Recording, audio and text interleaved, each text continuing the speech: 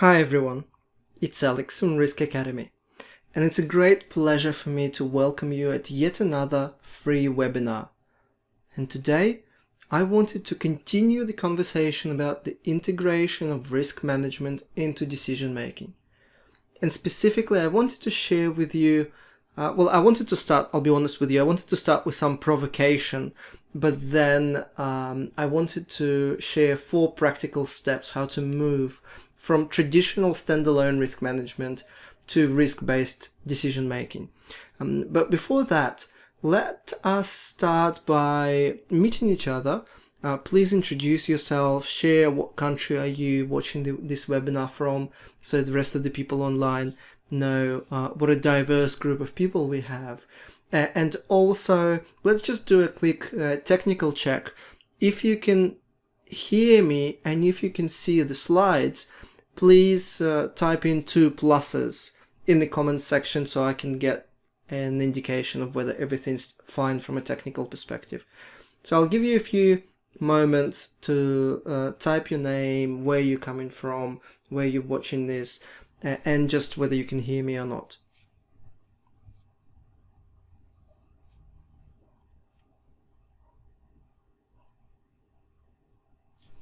Thank you very much.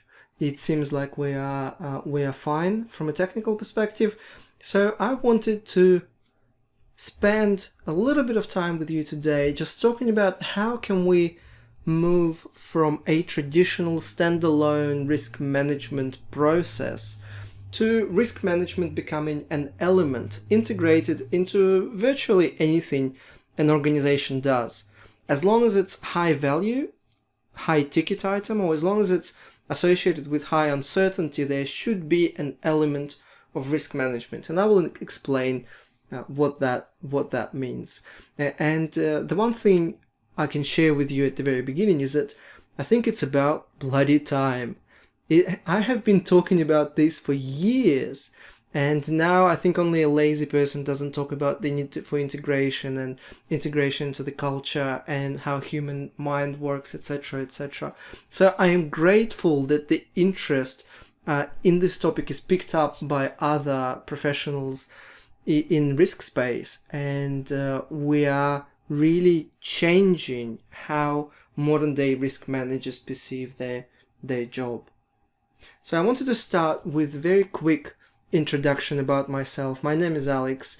I have been working in risk for over 14 years. Most of the time I spent in Australia, then in Russia. I spent some time in Poland and Kazakhstan doing integrating the principles of first AS 4360 and then ISO 31000 into the essence of what organizations do.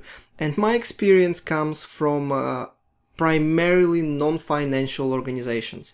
I did work for an investment bank. I did work for one of the largest private equity funds in Russia, but still the investment types, they were private investments, so they were very physical, real estate or manufacturing or high tech or telecom or biomedicine. So my experience comes from non-financial background, and that would explain many of the thoughts that I will be sharing during this webinar, because many of the things that seem to be working okay in financial services just make no sense whatsoever outside of financial services.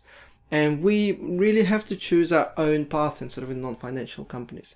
So I have been delivering training for over 10 years. I've before moving recently to Spain, but I have been teaching at many MBA classes in Russia, as well as executive MBAs and corporate universities. And the Russian Risk Management Association awarded me the best risk management training in 2013, 14, and 15. I'm still currently one of the lead trainers for the G31000, as well as the national Russian risk management training and certification programs.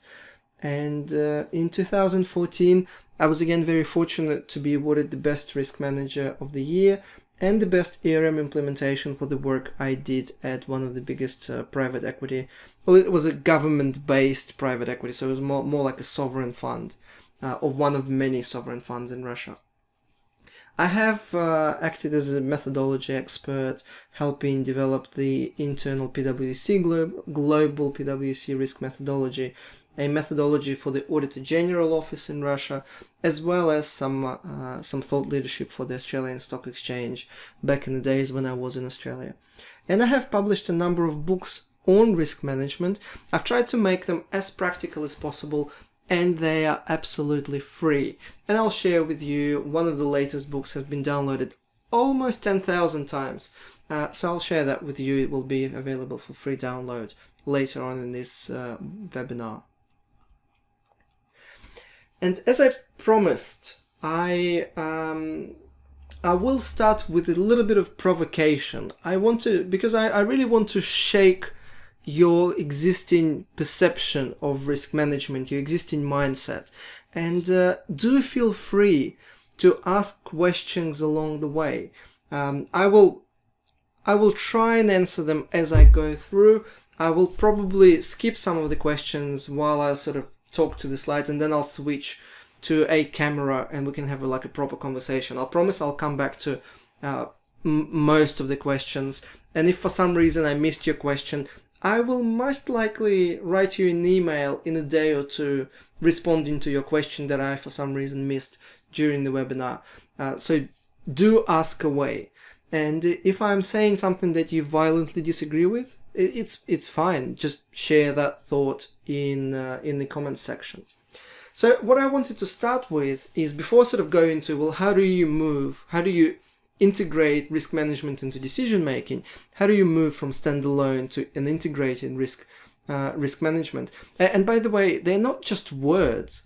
It's actually the transition from traditional standalone risk management process done for the purposes of managing risks to risk-based decision making is actually a huge one.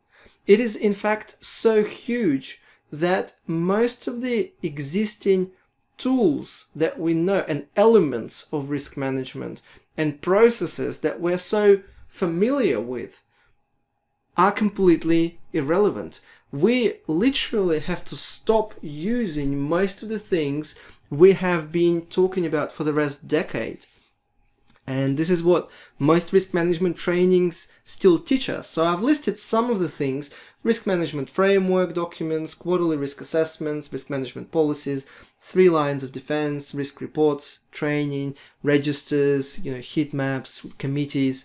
I'm actually saying most of those things are completely unnecessary. In fact, if you are doing some of them still, you may be completely missing the point on what risk management is all about. So I will, and again, I am being purposefully provocative, so bear with me, don't disconnect just now. There's actually a lot of substance behind everything I say, and if you have been following the free videos that are published on the Risk Academy channel, you know I say something is rubbish, but then I immediately give you a much better alternative. So what I'm saying is that there's a much better alternative for almost every single item on this board. And let me just take it one by one.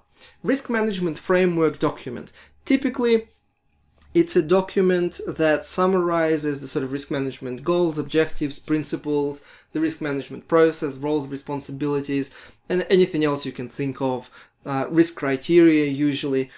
Well, my experience in risk shows, and my conversations with the other risk professionals in this space show, that this is completely unnecessary. In fact, you may have a really good risk management without having a risk management framework document. And the opposite. Having a risk management framework document has nothing to do with the real effectiveness of risk management within the organization.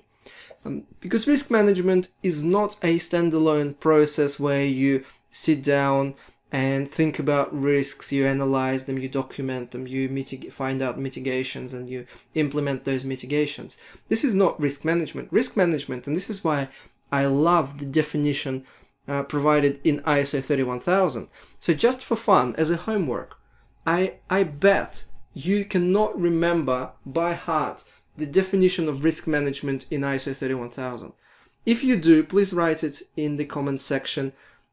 Most of you would be surprised it's not what you're thinking. The definition of risk management in ISO 31000 is actually amazing.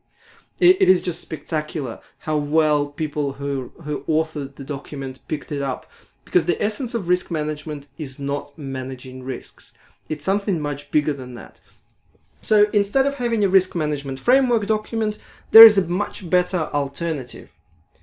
And that alternative is integrating elements of risk management and realigning all the other procedure documents and guidance and manuals within the organization to the ISO 31000 principles. So instead of having a single risk management framework document, it's much better change the budgeting policy, change the procurement methodology, change the finance manual, change some of the operating manuals to align with the principles of ISO 31000 and to allow for risk thinking along the way within those documents. So that one I feel is completely unnecessary. Here is another dinosaur, which I think is completely unnecessary. In fact, it's probably the opposite of effective risk management. Quarterly risk assessments and risk workshops. I'm sure that's something that most of you are doing. Some of you may be doing monthly, some of you doing maybe 6 monthly. It actually doesn't matter. They're equally useless because decisions are taken every single day and risks are taken every single day. So if you're relying on the procedure, on the process that captures and thinks and talks about risks on a quarterly or monthly or weekly basis, it is simply not good enough. There is a much better way, and the essence of this whole webinar is actually answering that single question. Well, how do we integrate into decision making in the way that is better than doing quarterly risk assessments? So in fact, if you do integrate into core decisions within the organization, you may never need to do another quarterly risk assessment ever again. Here's another old artifact that we are so familiar with: risk reports. A format, and there are millions of different formats, a format on how people report on risks. And again, there's a much better way. Unless a board member or audit committee member or one of the executives has explicitly asked you to report on a specific risk. For example, I've had that in my career when the audit committee said the taxation legislation is changing and it poses some risks for us. Please prepare a report on the tax implications and the risks of that particular change. In that instance, we did have a risk report, basically a report on a particular risk. And that was 1% of the time. 99% of the other 99% of the time, you do not need risk reports. You just include the information about risks into decision-making papers, into supporting documentations, and into existing management reporting. Instead of reporting on risks in a separate document, just recolor, reshape, put more content in existing management reports. So there's a much better way on reporting about risks. The next one, risk management policy, is actually an interesting one. Although you can and should integrate principles of risk management into literally every single major policy within the organization, it actually still makes sense to have a separate risk management policy, even though it kind of goes against this whole message of integration, because it's not really for internal purposes, it's more for external purposes. And in about a few minutes, I'll share with you what I mean by internal risk management for yourself and external risk management for the rest of the world. Risk management policy is a good document to show around, to wave, to have it published on a notice board and be available on the website. So it's still useful to have. Risk registers. Judging by the color, you can guess what my take on risk registers risk registers is? Well, first of all, there's a much better way of capturing information and presenting that information about risks. Risk registers are outdated, irrelevant, useless pieces of documentation. They are fine for your internal use. As a risk manager within your team, you can capture and store information in any way you want. But when you're trying to communicate risks to the rest of the organization, especially to executives or to the board members or external stakeholders, there are much better ways. And they include scenario analysis, decision trees, and Monte Carlo simulations with tornado diagrams. None of them have a risk register, and they're much better at communicating this exactly the same information, but in a much more understandable fashion. By the way, when I'm sort of destroying everything you may love and cherish, I'm intentionally giving you very little details. Because the purpose of today's webinar is not really to talk about why risk registers are useless or why quarterly risk assessments are nonsense. Because I have a video available on the Risk Academy channel for free that talks explicitly about, there's a separate video on why risk registers are useless, there's a separate video on why quarterly risk assessments are useless, there's a separate video on why frameworks are useless, and so on. So there's more information that you can find. This is just to really challenge some of the common thoughts that we have in our mind, because the rest of the webinar I will actually spend on solutions, on, well, what is the better way of achieving exactly the same thing, but quicker, more effectively, and actually, for once, giving value to the rest of the organization. So let me just quickly wrap this thing up. Risk management committees, again, contradictory to the whole message of integration, even though risk should be a constant element of the agenda of the board meetings, executive meetings, investment committee meetings. Naturally, it should be. But what I have discovered in my career, and maybe it's just an exception, I have discovered that having a separate risk management committee, actually both at the board level and at the executive level, so two committees. At the board level, we usually combine it with the audit committee. Having two committees, especially having the executive level or sort of the management level committee, is an amazing tool to reinforce and drive the culture of risk awareness and risk management. This has been my personal experience. I was a bit surprised. I was actually quite skeptical before somebody suggested we have an executive level risk management committee. But 3 years later, I can safely say it was an amazing decision. It really worked wonders. And so at the moment, I'm not mentally ready to let it go. For example, I can survive without any risk management frameworks, any risk assessments, regular risk assessments, any risk registers or heat maps or risk reports. But risk management committees seem to be doing a job fine. 3 lines of defense is another foolish concept that seems to work. I actually don't know. It may or may not be working in financial services, but it most definitely has no sense in non-financial services. And again, I have a separate video on that if you're interested in watching. By the way, I will provide a link to the Risk Academy channel on YouTube in the comments section, just so you can see it and you can save it for watching it later. 3 lines of defense, of course, is a very very naive concept, because risk managers, to be truly useful, they should probably break that link between, so they should break that divide between first and second line of defense. Risk managers, in fact, may need to get physically involved in decision making and act as management in some instances. And same with internal audit. Internal audit independence is a bit of a fairy tale anyway. As long as the CEO pays the salary of internal auditors, you can't really talk about independence.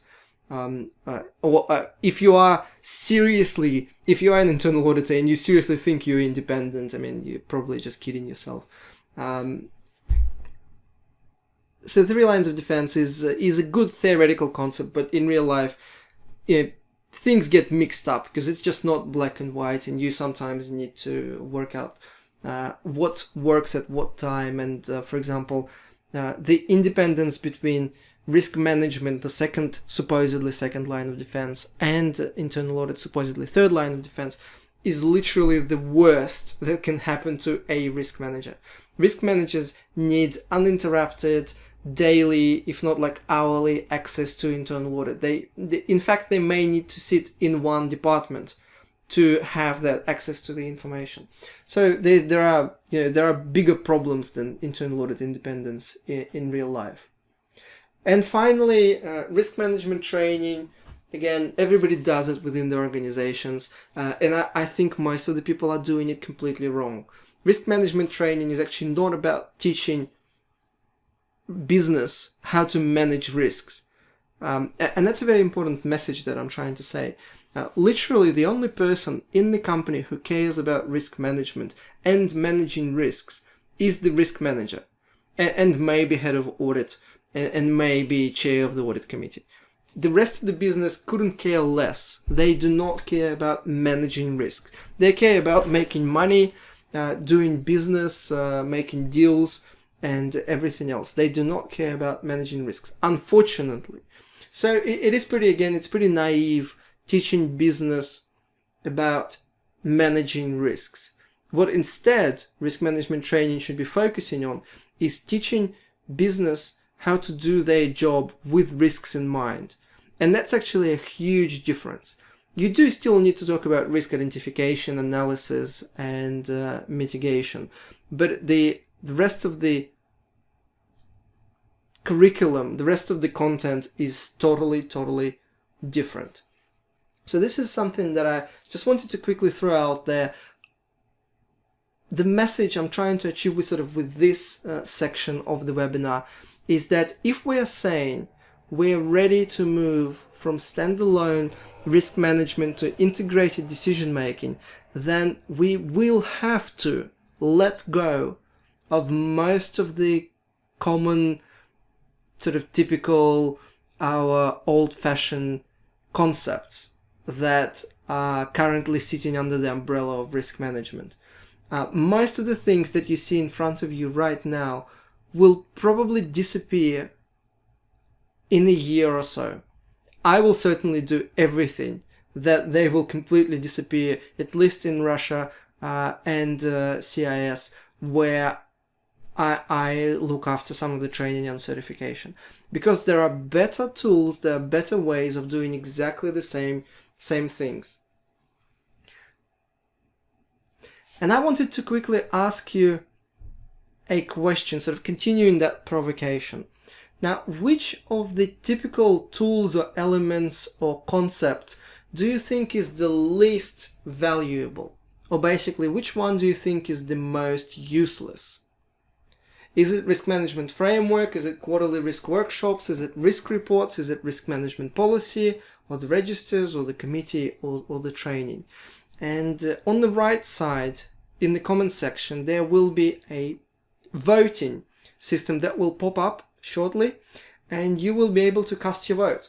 So I will give you 30 seconds to cast your vote, and then we'll see and have a laugh at what it turns out to be.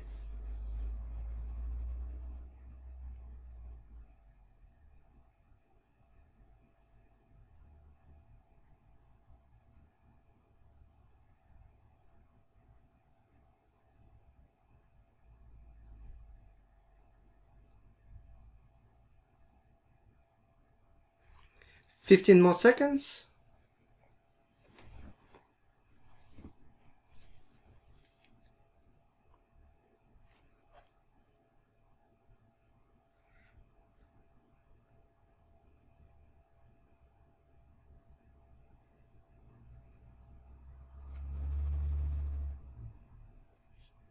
Okay, and I will close the vote. Thank you very much for taking a part in this. It's interesting to see. I see that not everybody just yet is ready to let go of some of the traditional tools, but we'll get there. we'll get there. And by the way, I do recommend the other free webinars that actually they've been they've been such a huge success. More than 1,000 people participated in almost each one of them, that I do repeat them from time to time, and they're still relevant. I mean, this is just how bizarre it is. The one on integrating risk management into strategic planning, and the other one on 4 future trends of risk management. So I will provide a link to those webinar in the replay of this webinar that you will automatically receive in your mail in a few hours. By the way, it is the most common question that people ask me: will there be a replay? Will I get the chance to get a copy of the slides? There will be replay, and you will, sorry, not a replay, but like a video recording of this webinar, and you will be able to rewatch it later if you for some reason have to suddenly leave this webinar. And in that same replay email, I will also provide you a link with 2 other free webinars that are available. Now, I have to be honest with you, I have been clearly purposefully exaggerating a bit when I was saying like all those current tools have to go and replaced. The reality is never black and white. It's a little bit more subtle, should I say, than that. So in reality, there will most likely always be 2 risk managements in any non-financial company. There would be one framework for the regulators, so one set of documents essentially with registers and heat maps and all the other rubbish that you just sort of keep for the regulators, that you show to the investors, to the banks, to the rating agencies, and everybody else basically who asks.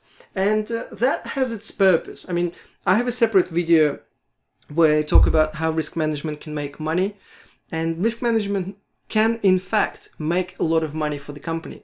It can make a lot of money on saving on insurance premiums, can make a lot of money by having better financing terms and better deals with suppliers, with key suppliers and other insurance related products. So don't get me wrong, having a formalized risk management system somewhere on the side is a necessity, because you need to be able to show something to the investors, regulators, and everybody else. And it has to be immediate. You have to be able to show it within like few seconds. What I am trying to say is that this formal side of the thing, this formal story for the regulators, that should be taking about 5 to 20% of your time. It should be done almost automatically. I mean, you don't need to do dozens of risk workshops to get the information for the purposes of the regulator. Like, don't waste your business's time on something that you can do yourself, sitting in your office. Spend your time, spend your 80 to 95% of the time on the other risk management that is for decision makers. And this is what we will be talking about today. The formal side with risk management frameworks, registers, etc. I'll be honest, it's unlikely it is going to go away very quickly. I mean, I said I will try and get rid of it in a year, and I will, but I am pretty realistic. I don't think it's necessarily will happen, or it will not happen everywhere, at least in the large organizations. I mean, it's unlikely, if I can put it that way, that it will disappear in large organizations. But having seriously wasting time on the formal side is, I think, criminal.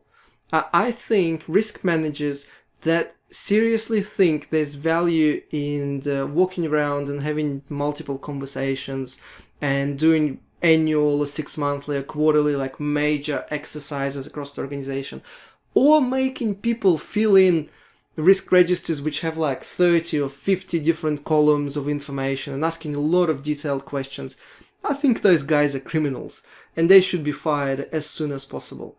Because the risk managers should really be spending 95% of their time on helping decision makers make better risk-based decisions, or risk-aware decisions, or risk-informed decisions.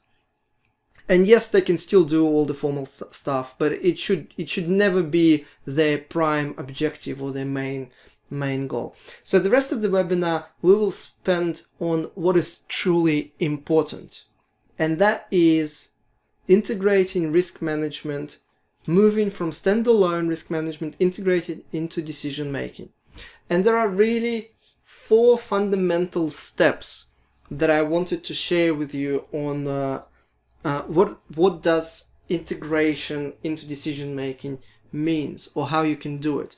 Again, as I always say in similar webinars, there's really no single right answer, but this is the path that I have chosen and that worked for me. And I'm sharing that with you because it may be useful for your organization as well. So step number 1, before you even begin thinking about integrating risk management into actual decision making, into actual business activities and processes, into something that is important for the organization, you really should choose the audience who you think will be the users of that information. And I'll explain what I mean. Because integrating into decision making at the board level will be completely different from integrating into decision making somewhere within procurement or finance, or even at the investment committee, or at the management board or executive sort of committee level. So really, and this is it's not as easy as it sounds. It's not an easy decision, because risk managers have limited amount of resources and time, and integrating risk management into decision making takes a lot of effort, because people are not expecting you there. They do not want you to integrate risk management into decision making necessarily, or not everybody does. So you really, this is not just a feel-good slogan, choose your audience. This is actually a huge conscious decision on where are you going to begin. And risk management fundamentally is about integrating into every important decision. So eventually, you as the risk manager will need to get to every important decision, every important type of decision within the organization, whether it will be a strategic or an operational or a financial or an investment decision. Eventually, you will get there, but it will take years. So you need to start with something. And the real criteria on where to start is really kind of twofold. It has to be somewhat selfish even, because you can choose something that creates a lot of value for the organization, and that's well done, and you're a wonderful person. But this may not necessarily work. You have to keep in mind that cognitive biases, hidden agendas are big, and they influence how people will perceive your attempt to help them. Many, and this is the reality, many will see it as a direct threat to their area of responsibility, to their control, to their employment or their bonuses, etc., etc. So the second sort of side of the story, of course, you need to choose something that where the ticket item is big, where the money is, where sort of the big decisions are happening. But secondly, you need to find a place that is favorable to risk management. An executive or a business process or a business unit or a board member who is closely aligned with your mentality, I guess. Somebody who gets it, somebody who is interested enough to support you, because you will need that support very soon. As soon as people realize what you're trying to do, how you're trying to shine light on the decision and highlight some of the risks, there will be a lot of backlash. It's unavoidable. And you need somebody to back you up in that difficult situation. So choose your audience is really about two things. Finding a place where there are big decisions happening, but secondly, finding people who are favorable, passionate, or at least interested or curious curious enough to allow you to give it a try, to allow you to try and integrate risk management into decisions that are happening. Or there may be a third reason. There may be a huge regulator attention. Like that was the case for me, for example. I have integrated risk management into investment activity as a number one priority, not because the head of investments wanted to see me there. Yes, there were big ticket items. So the first sort of point we ticked, yes, there was a lot of money involved, and it was clearly a huge business stream for the organization. But none of the directors were curious or interested enough. But the third reason where we ticked our box is that the Auditor General, the external auditors, and the prosecution office has already made a number of observations, complaints, and raised a number of issues saying that risks were not properly dealt with within the investment process. So that's immediately where I went. So if you are as lucky as I was, and the regulator already raised issues, then you have been helped in selecting what the audience is. Because I've talked a lot about it in the different videos. There are really two reasons why you may want to integrate risk management into decision making. And the two reasons are raise the quality of decision making and protect the decision makers from the regulators, prosecutors, and everybody else, and from the government and scrutiny and anything you can think of. Now, think about it. This is actually very, very important. One reason why you would approach someone and say, let's integrate risk management into this type of decisions. Are you interested? They in their mind, it would be one of the two things. Either they're not happy with the quality of decision making and they want to improve it, or they are concerned that unless they capture risks properly and document them properly, they will be subject to a later prosecution. They're not protected enough. And the sad reality is that even though the first reason, decision-making quality, is huge, the improvements that risk management can bring to decision-making quality are enormous. But the reality is no one cares.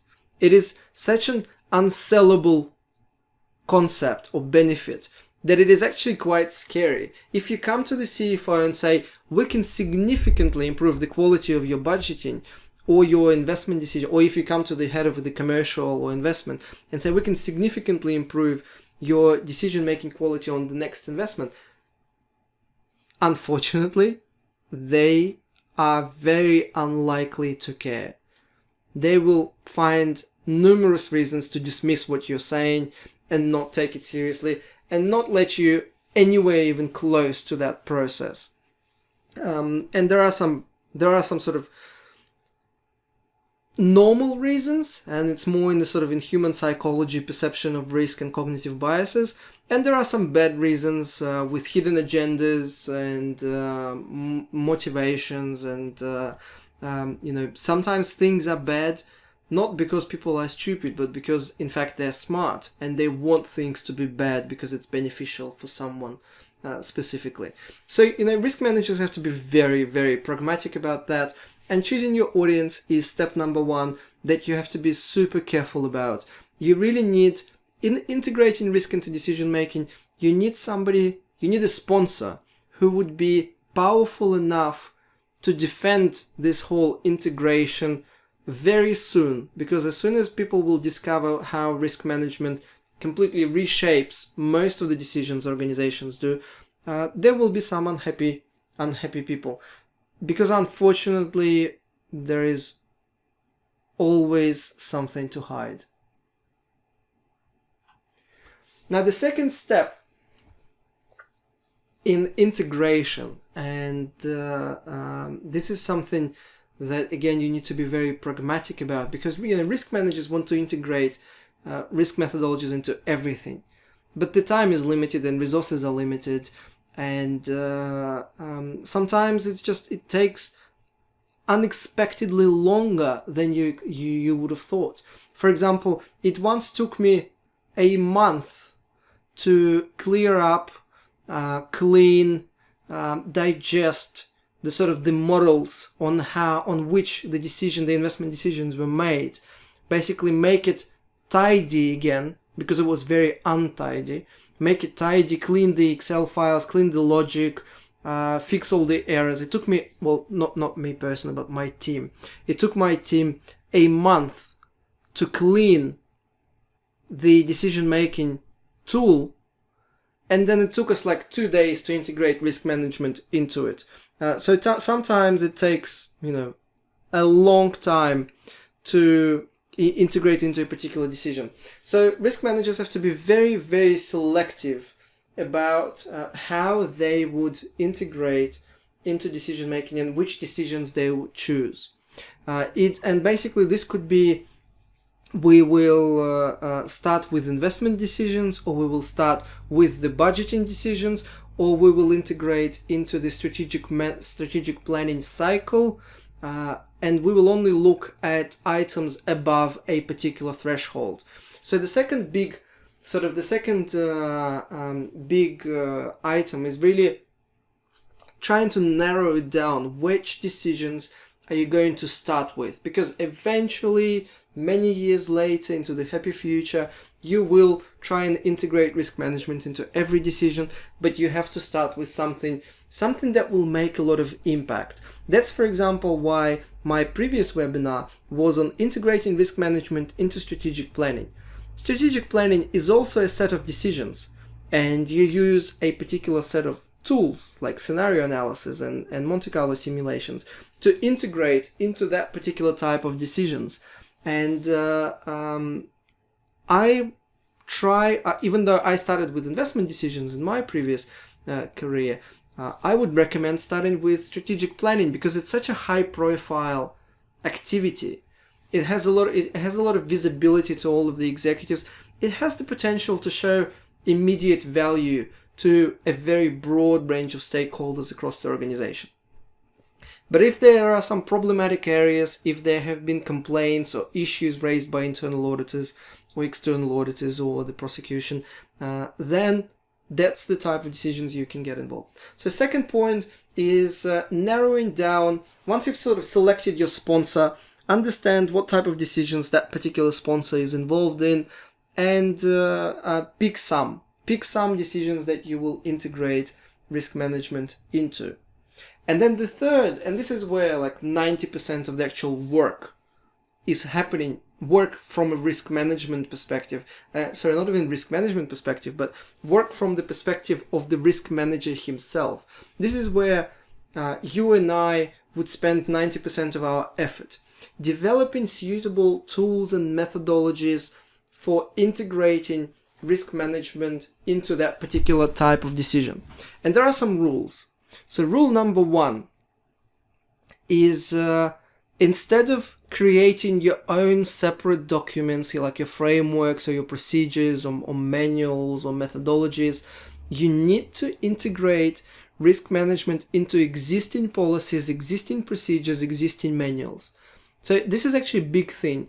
Do not create a single separate document. If you want to document something on how you would propose risk management is integrated into a particular decision type, it has to be documented within an existing business document, business process document, as an appendix and within the actual body of the text, how you would integrate it. That's rule number 1. Rule number 2, I have a separate video on why ERM is nonsense, and I do highly recommend you watching it, because we have fallen into so many traps created by auditors and silly consultants who just coming up with all those concepts that are complete rubbish. They're just absolute nonsense, and ERM, I feel personally, is one of them. There shouldn't be a single separate overarching methodology or risk criteria for different types of risks. Every type of decision deserves its own methodology. yes, of course, all those methodologies should be aligned with ISO 31000 principles, and they should be consistent across the organization. There should be some sort of commonality across them. But every single type of decision may and will and should have different tools, different methodologies, different risk criteria, and literally different everything. Like in the organization where I worked, we had 5 different methodologies. A particular private equity investments, we would use one methodology and one set of tools. Venture capital investments, different methodology, different criteria, different set of tools. For budgeting, we would use something else. For strategic planning, we would use something else. For procurement, we would use something completely different, and so on. So this third step is very important. Developing, once you've picked up the process where you're going to integrate, once you understand the steps in the process and the time frame that you have. For example, if the decision is made within hours, or if the decision is made within days, then you cannot use a risk workshop because it just takes too much time. You have to apply different tools. You may not have any time for the interviews. You may have to apply different tools. If the decision is based on some sort of financial forecasting analysis, then it is pretty silly using risk matrices and qualitative assessments of probability versus impact. I mean, that is just pretty stupid. When you can apply proper tools like scenario analysis, sensitivity analysis, Monte Carlo simulations, or decision trees. If the decision allows you to use proper tools, then you should. And in fact, there would be a separate tool set for different types of decision. And because it may be sort of difficult to understand what I mean here, I have, as I mentioned, created a whole separate webinar, and again, it's all free, as well as a series of free videos that are available on the Risk Academy YouTube channel that talks explicitly about, let's take one example, strategic decision making, and let's integrate risk into strategic decision making. And I also have an article that I'll share a link with you in the comment section right now that goes step by step explaining how you integrate, what sort of methodology do you come up with to integrate into strategic planning. So you need to do exactly the same as I cover in the article about strategic planning, but for different types of decisions you would do something similar but different. And this is where it now gets interesting. Because the risk manager because there are a lot of decisions that are being made, and while it's nice for the risk manager to be involved in absolutely everything, it is not physically possible. So the only alternative for the risk manager is to create a methodology, create tools, give those competencies back to the business units, and this is where risk management training in the new format comes in. You don't train people how to, identify risks and sit in a risk workshop or do risk analysis. You teach people how to do their job, how to do a budget, how to do an investment business plan, or how to do a tender request or comply with the procurement procedure with risks in mind. That's a big difference. So once you've created the methodology, once you've transferred that methodology to the business units, once you've given them the necessary competencies and the tools, and that's why you have to document all those tools.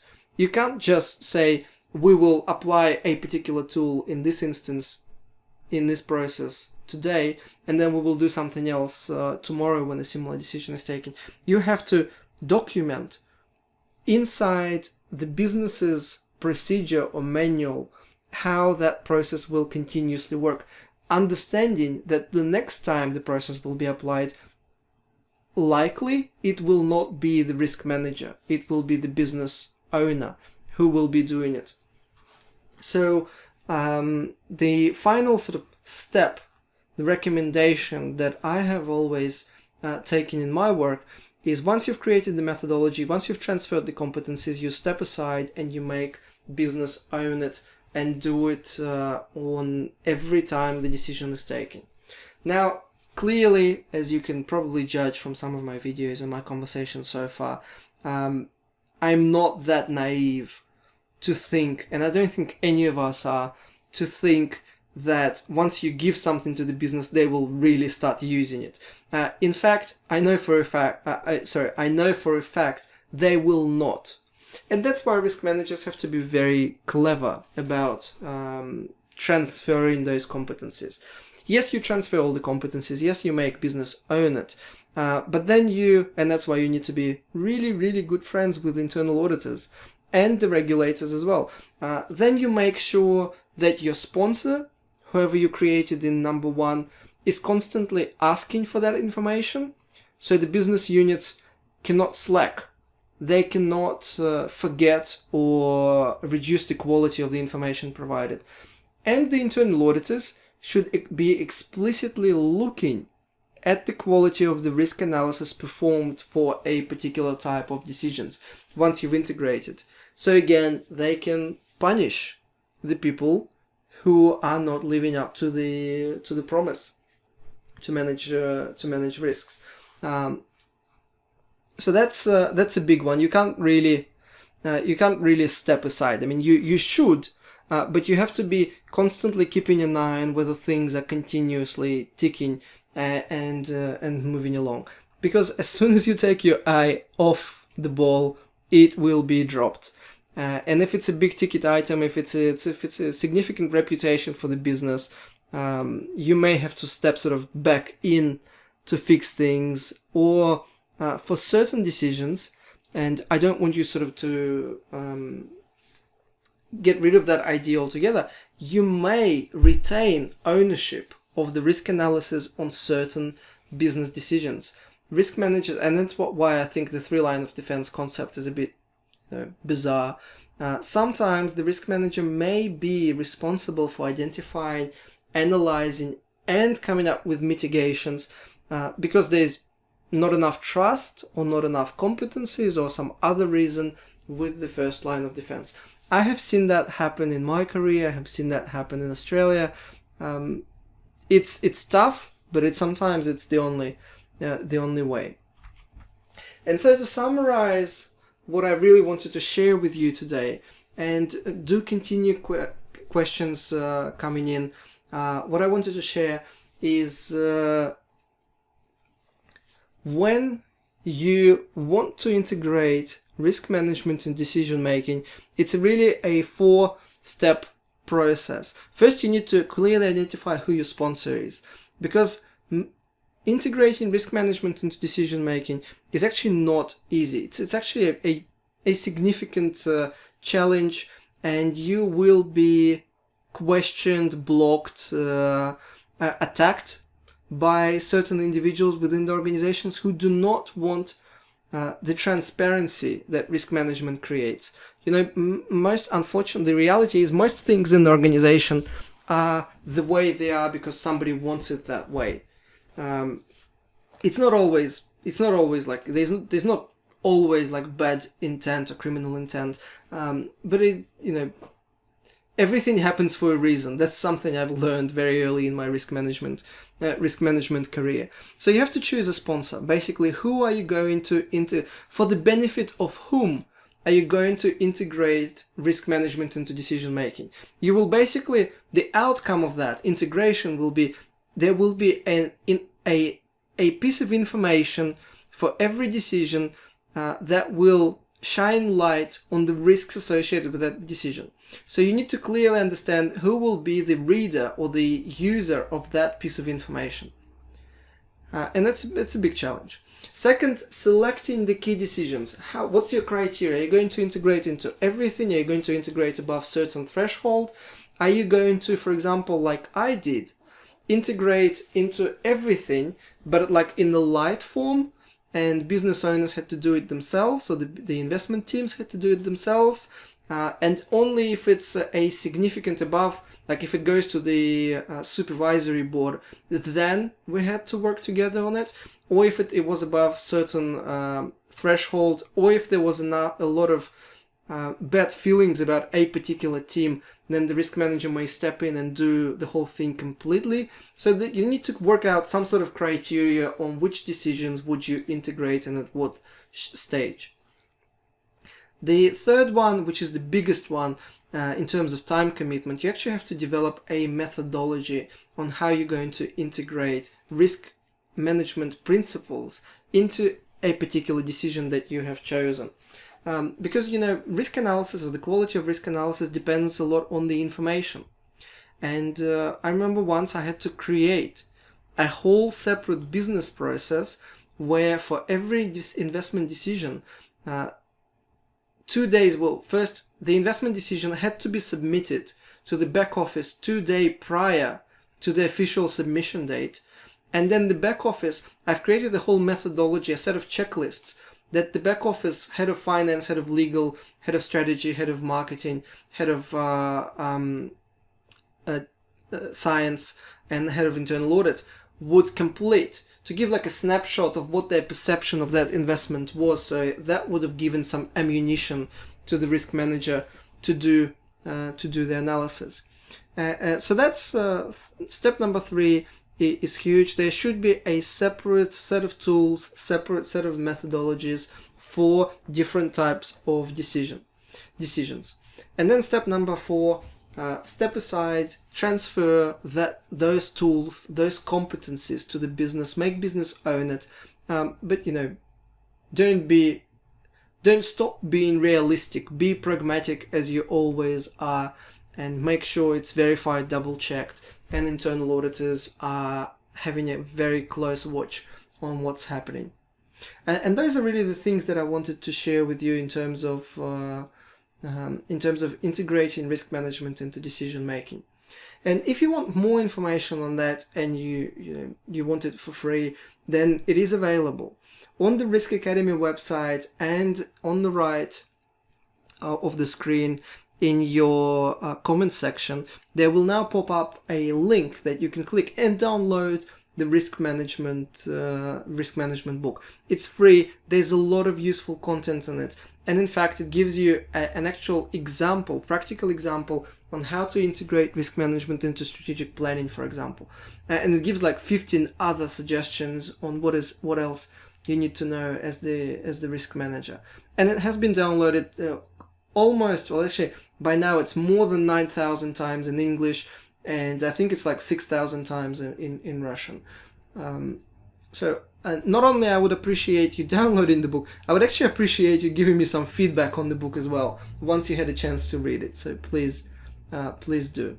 The second thing that I wanted to share with you is that I have been working with the G31000 community extensively over the last few years, trying to develop a tool that risk management community can use to measure the maturity of the organization, to help identify the weak areas or opportunities for improvement, and really come up with the roadmap for continuous improvement, roadmap or action plan for how to move risk management from a standalone activity to a much more integrated concept that is aligned with every single principle. It's 11 at the moment. It will be 9 in the upcoming update on the ISO 31000. So on the right, you can now see the link. Do have a look at the presentation that describes this maturity model that we have created with the G31000 community. And the Risk Academy keyword gives you an additional 10% discount on the risk maturity model that you can apply and purchase immediately, and it will arrive in both physical and electronic format. I found this document very useful, so I suggest you have a look at the presentation. It is pretty amazing because it doesn't look at the formal typical formal elements of risk management. It looks at the level of integration of risk management in the organization and the culture of the organization. And by asking a lot of really tough questions, it helps you uncover some of the weaknesses, and more importantly, it gives you suggestions on what you need to do to improve the risk management maturity within the organization.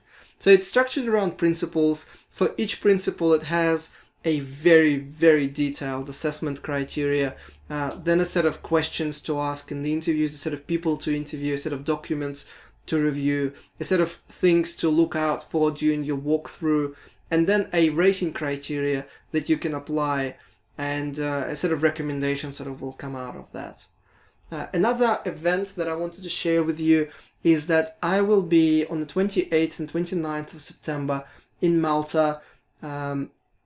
Another thing will pop up in your comment section at the moment, and you can have a look at more detail.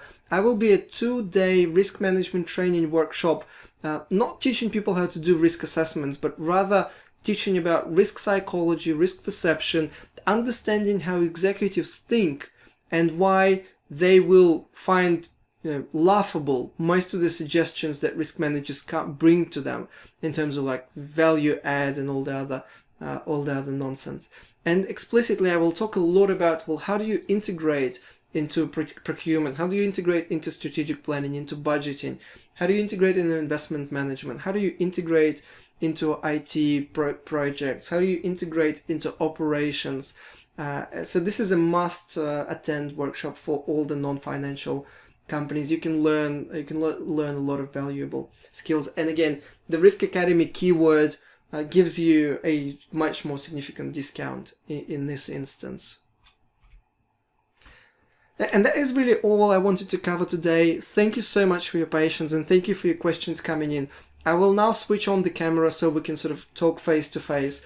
And I will first start responding to all of the questions that I've seen are coming through the conversation, and then keep questions coming. I will make sure I'll try and answer as many questions as I possibly can within the time limit of this webinar.